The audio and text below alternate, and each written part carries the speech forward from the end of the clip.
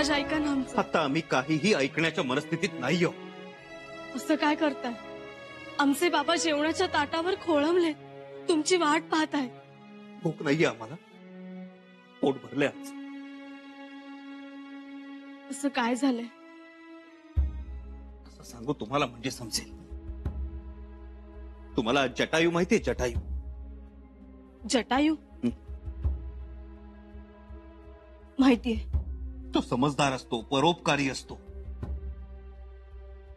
नियती त्याचेच पंख छाटते. युवराज, तसेच आता आज आमचे पंख छाटण्याचा प्रयत्न झाला. खूप खूप विरोध केला त्याला. मातोश्री म्हणाले आम्हाला, तुमचा आवाज खूप चढला होता. तुम्ही दोघंही पिता पुत्र एकमेकांचं ऐकूनच घेत नव्हता. आणि आबासाहेबांना तुम्ही पहिल्यांदा प्रत्युत्तर केलं. प्रत्युत्तर नव्हतं येसू, प्रत्युत्तर नव्हतं. ती केविलवाणी धडपड होती आमची, आमचा पंख वाचवण्यासाठीची. आम्हाला नियतीने उगारलेलं लखलखतं पातं दिसलं म्हणून घाबरून नको म्हणत होतो आम्ही. तो आमचा चढा आवाज नव्हता, आमचा आक्रोश होता. स्वतःला वाचवण्यासाठीचा बचाव होता तो. युवराज, आम्ही कशाला चढा आवाजात बोलू? अहो मग बाहेर आज किंवा फार तर उद्या आम्हाला समजेल आमचा पंख कुठं आणि कधी छाटला जातो, किती क्रूरपणे छाटला जातो. आणि जर तो छाटला गेलाच तर आमचा आभाळ आम्हाला पारखं होईल. आमची बेभान झेप नामशेष होईल. आमचा आनंदाचा कौल फुटेल. आमचा टौल संपेल. आणि फक्त खुरडणं आमच्या नशिबी उरेल. म्हणून आमचा आकांत. सगळं ठीक होईल.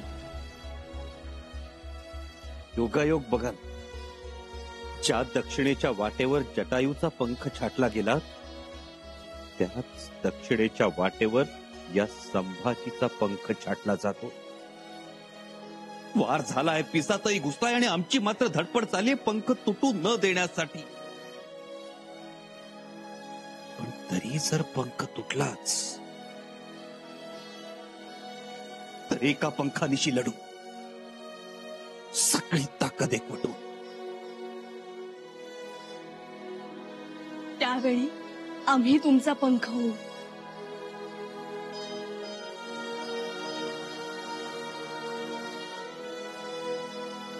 या आपण, आम्हाला एकट्याला राहू द्या. बरं, इथे शंभूराजे बसतील, इथे महाराज बसतील आणि महाराजांच्या उजवीकडे पिलाजीराव बसतील. हो, ते बरं आहे. महाराजांच्या उजवीला बसण्याचा मान त्यांचाच. परंतु अजून महाराज कसे आले नाही? सुनबाईंचे बाबा जेवायला थांबलेत, एवढा तरी निरोप त्यांना गेलाय ना? हो, त्यांना याची कल्पना आहे. नाही म्हणजे पाहुणे यायच्या आत ते आले तर बरं होईल.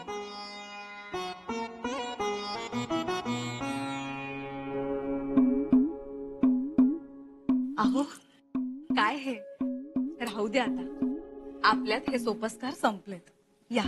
खरे येसूबाईंचे बाबा आले. अगं बाई, मग कुठे आहेत? या ना. आज काय महाराजांची चावल लागली नव्हती, मग म्हणलं दरवाजातच थांबावं. महाराज येतील, आपण बसून घ्या. मी एकलाच म्हणजे आमचं जावई बापू युवराज येतील ते. सुनबाई बोलवायला गेले. मोहिमेची एवढी धांदल उडते की विचारूच नका. शेवटच्या दिवसात कोणाला कोणाशी बोलायची सवडच मिळत नाही. आताही तेच निघण्या अगोदरची खलबत, मसलती, कोणी काय करायचं कोणी नाही, सगळं अगदी आखून देतात महाराज बैजवार आणि मग बाहेर पडतात. तर हो, अहो त्याच्याशिवाय काही करतो तो असा रायगड उभा राहतोय. हो ना, परंतु तुम्हाला तात्कळत राहावं लागतंय याचं वाईट वाटतंय आम्हाला. नाही नाही, आमचं काही नाही. अहो आम्ही इथं आलो, लेकीचं हासर तोंड बघितलं तवाच माझं तर पोट भरलं बघ. सुनबाई म्हणजे विचारू नका, रायगडावरचा मेरूमणीच आहे तो. खरंच. अहो येसूबाईंचे बाबा अगदी एवढे खुश झालेत लेकीच्या कौतुकाने आल्यापासनं की काही विचारू नका. म्हणताय लेकीच्या चेहऱ्यावरचं मनमुराद हसणं हीच पुरणपोळी. म्हणे लेकीच्या चेहऱ्यावरचं समाधान म्हणजेच बोटवं शेवया आणि लेकीच्या चेहऱ्यावरचं तेज ते तर जणू सुग्रास भोजन. आणि मग मला सांगा, ही एवढं सगळं असल्यावर मुळात भूक लागलच कशा पाहिजे? तेही खरंच. हो ना.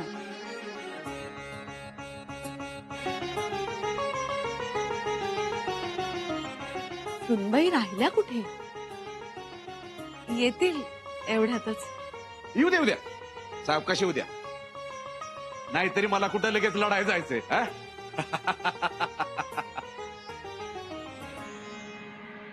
द्या टाळी. विजयाची पताका आपल्या बाजूनेच फडकली असणार. मला अजूनही खरं वाटत नाहीये. शंभूराजे नाराजीनं निघून गेले म्हणजे महाराजांनी खरंच त्यांचा निर्णय आपल्या बाजूने सुनावला. अहो, मी म्हटलं होतं ना तुम्हाला, छत्रपतींना काही कठीण असं नाही. अहो, त्यांचा आदेश हा चिक्के कट्यारीहून फार मोठा आहे, तिथे तडजोड नाही. युवराजांना या निर्णयावर सहमत व्हावं लागणार.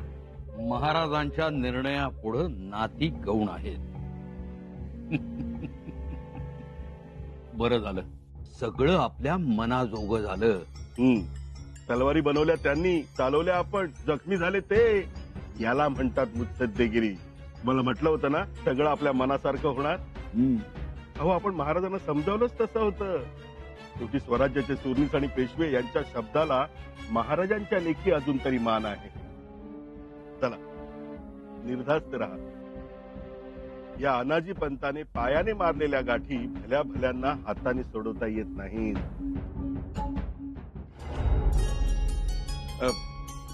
मसलं ती एकदम गहन चाललेल्या दिसतात. हो ना. नाही, तिला आलंच लक्षात, तेव्हा गडबडी होणारच. नाही म्हणजे आता फौजाही निघतीलच ना. त्याचं कसं झालंय की समधी आल्यात लढायला आणि आम्ही आलोय पाहुणचार घ्यायला. त्यामुळं तुम्हाला आम्हाला थांबा बी म्हणता येईना आणि जा बी म्हणता येईना. हो, असं काय म्हणता? स्वराज्यासाठी तुम्ही लढाया केल्या नाहीत का? ते आहे म्हणा, पर आता आमचं काय झालंय की आम्ही आता आलो होतो जावई बापूंना निरोप द्यायला. आता म्हणलं लगेच नजर पडणार नाहीत, तेव्हा भेटून यावं. पर इथं आल्यावर कळलं की त्यांचं जानच रहित झालंय. धाकट्याबाई साहेब, जी, सुनबाई कुठे अडकल्यात ते आम्ही बघून येतो. आलोच आम्ही. गडबड करू नका, सावकाशीनं होऊ द्या. जी.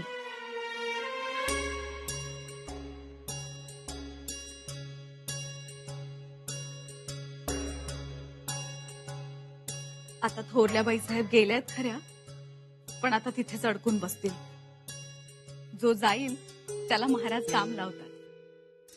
आणि आता मोहिमेच्या वेळी सगळ्यांनाच धावावं लागतं, राबावं लागतं. अहो, आमच्याकडेही तेच. आता दक्षिण मोहिमेच्या वेळेस शृंगारपुरातनं 4-5 हजार फौजा पाठवायच्या होत्या. त्यावेळेस तर यांची केवढी धावपळ झाली. तरी तिथं माझ्या हाताची 4 पोरं, गणूजी, संभाजी, वाघोजी आणि कान्होजी, तरी येळत कामं उरकत नव्हती. आणि इथं तर महाराजांच्या हाताशी एकटं युवराज. अहो, एकटं असलं म्हणून काय झालं, पण कामाचा झपाटा 100 माणसांचा. तेवढं मात्र खरं.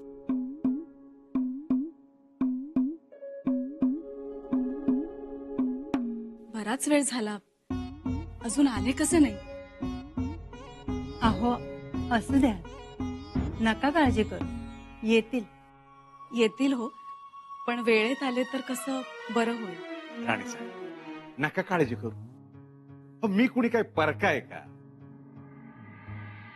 आम्ही येणार नाही, आम्हाला भूक नाही. पाहुणे जेवायला बसले,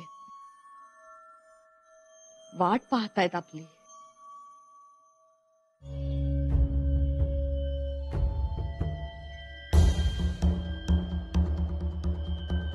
महाराज, बरं दिसत नाही हे. आपल्या पंक्तीला बसायला मिळेल म्हणून केवढे खुश झालेत ते. शिवाय इवाई ते.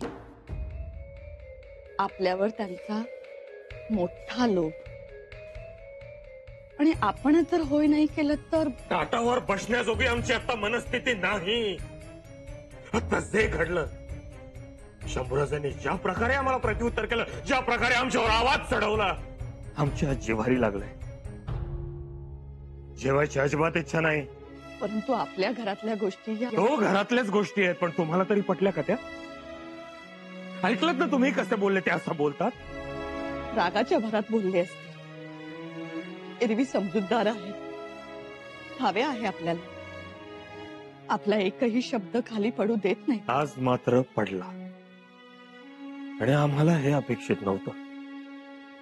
शूराबांचा शूर बच्चा आज आमच्याशी भांडला. शंभूराजांनी हे चांगलं केलं नाही. आम्ही समजूत काढू नाही. हो, तुम्ही समजूत काढाल, ते समजूनही घेतील, पण आमच्या जिव्हारी झालेली जखम भरून निघेल. महाराज, राणी साहेब, त्या औरंगजेब बादशाहच्या दरबारी त्यांनी आमच्या समोर डोळे वटारून पाहिलं तेव्हा तिथल्या तिथे जबाब दिला होता आम्ही त्यांना. आणि आज आमच्या महालीच आम्हाला शांत बसावं लागलं. मनुष्य जन्माला घातलेल्या अपत्यासमोर इतका हतबल का होतो? का ऐकून घेतलं आम्ही सगळं? का तिथल्या तिथेच सुनावलं नाही त्यांना? आणि आमचा आदेश धुडकारून लावावा असं आम्ही बोललो तरी काय राणी साहेब? शंभूराजे जर आमच्या समोरच असं वागतील, तर आमच्या माघारी या रायगडाचं काय करतील?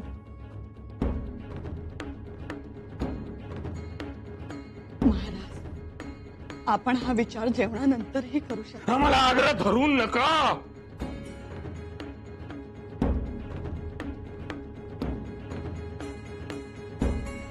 घरातल्या गोष्टी पाहुण्या रावळ्यांपर्यंत जातात. हे बरं दिसत नाही. ते जसे येसूबाईंचे वडील आहेत, तसेच आपल्या राजकुवरचे सासरे आहेत.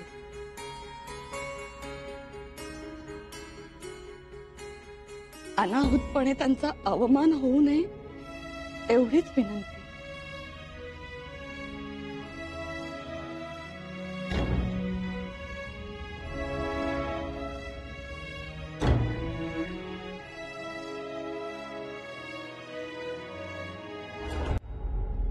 बराच उशीर झाला. थोरल्याबाई साहेब गेल्या, त्याही तिथेच अडकल्या. आल्या.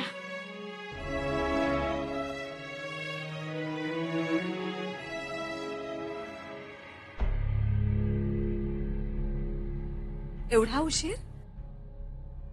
काय झालं? येत आहेत? नाही म्हणाले ते. मसलती सुरू आहेत. महत्वाचे निर्णय घेतायत महाराज. महाराज म्हणालेत की पाहुण्यांना तिष्ठत ठेवू नका. म्हणून म्हणतोय, आपण जेवून घ्या. आम्ही वाढायला सुरुवात करतो. धाकट्याबाई साहेब, आलंय ना लक्षात? नाही म्हणजे ते दोघं येणार आहेत म्हणून इथं खरं आलो. नाहीतर तशी मला काही एवढी भूक नव्हती. हो, नाही, असं नका करू. आपण वेळेत जेवून घेऊ. या दोघांच्याही भरोश्यावर राहिला तर आपला उपवास घडेल. आणि मग पाहुणे उपाशी ठेवले म्हणून महाराज आम्हाला बोल लावतील. पण मसलत संपलीये ना? उशिरा. धाकट्याबाई साहेब, अहो यांचं कधी काही संपतं का? ही मसलत झाली की ती मसलत. हा खलबतखाना झाला की तो खलबतखाना. न्याहारीच्या वक्ताला न्याहारी नाही, जेवणाच्या वक्ताला जेवण नाही. आता 3दा निरोप पाठवला. महाराज येतायत म्हणतायत, पण आले नाही.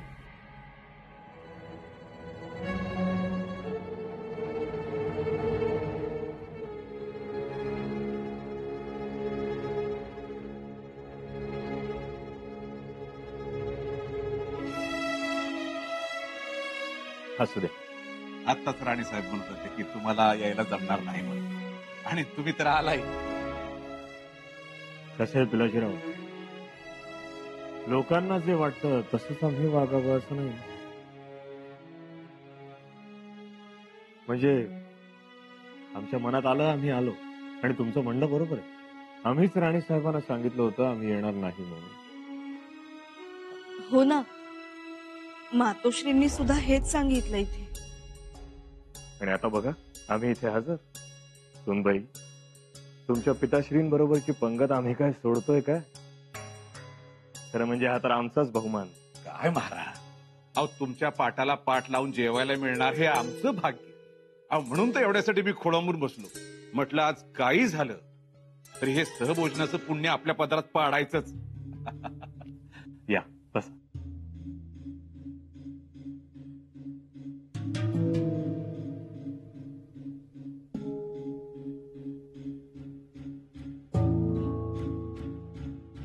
बरं, आज स्नेहभोजन आमच्या एकट्या बरोबरच? जावई बापू कुठे आहेत तुमचे? त्यांच्या काहीतरी मसलती चालू आहेत ना. मसलत तर चालू राहणारच. सुनबाई, शंभूराजांना बोलवून घ्या. त्यांना म्हणावं हातात जी कामं असतील ती सोडा आणि तातडीनं या. आम्ही जेवायला बोलवलंय सांगा. परंतु आबासाहेब, आम्ही आत्ताच जाऊन आलो. मग नाही म्हणाले ते. बघा, नाही तर नाही म्हणतील आणि परत येतील ते. पिलाजीराव, नाही म्हणतील आणि येतील ते आम्ही, आणि नाही म्हणतील आणि नाहीच येणार ते शंभूराजे. सुनबाई, बोलवा त्यांना. येतील ना ते? आम्ही बोलावलंय असं सांगा. जी आबासाहेब.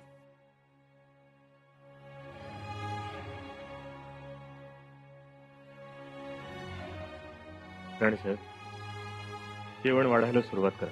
शंभूराजे येतील. जी. आम्ही येणार नाही. येणार नाही म्हणजे नाही येणार. तुम्ही निघा इथून. शिवराज्ञी, आम्ही खूप थकलो आहोत. आम्हाला एकांत हवा.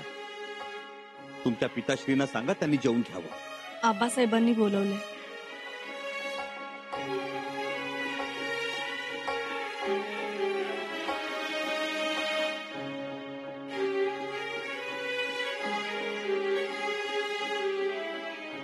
शृंगारपूरची परिस्थिती काय म्हणते? आपला आशीर्वाद आहे महाराज. सागरी किनाऱ्यावरून अजूनही हल्ले होतात, बरोबर? हा, पण तरी त्यासने आता सिंधुदुर्गाचा चांगलाच धाक बसलाय.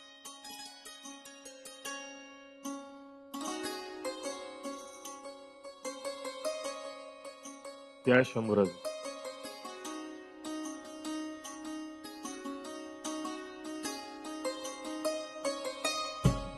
जेवताना असले सोपस करणं. शंभूराजे बसा. सुरू करा.